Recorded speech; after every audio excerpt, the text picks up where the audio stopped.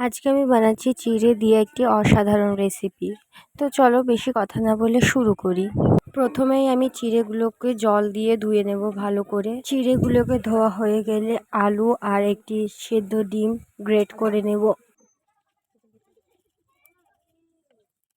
এবার চিড়ের মধ্যে গ্রেট করে রাখা আলু আর ডিমগুলো দিয়ে দেবো। তার সঙ্গে দেব ধনে পাতার কুচি, লঙ্কা কুচি, লবণ, কাশ্মীরি লঙ্কা, জিরে গুঁড়ো ও হলুদ দিয়ে দেব। এরপর কড়াইয়ে সামান্য পরিমাণ তেল দেব, তাতে পেঁয়াজ দেব। পেঁয়াজটাকে ভাজতে থাকবো যতক্ষণ না লাল হচ্ছে। পেঁয়াজটা আমার লাল হয়ে গেছে, এবার চিড়েটা দিয়ে দেব এবং চিড়েটা দিয়ে কিছুক্ষণ নাড়াচাড়া করব, খুব ভালোভাবে মিশিয়ে নেব।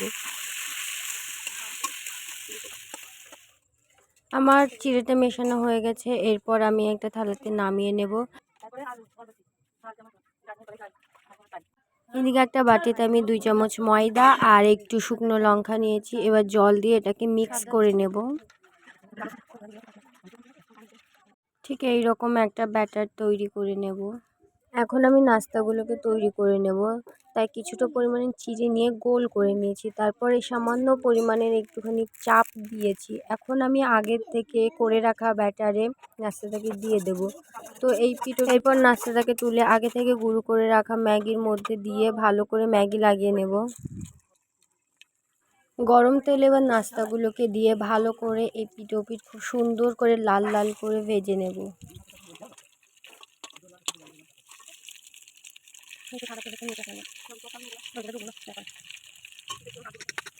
তো আমার এগুলো ভাজা হয়ে গেছে, এবার আমি এগুলোকে তুলে নেব।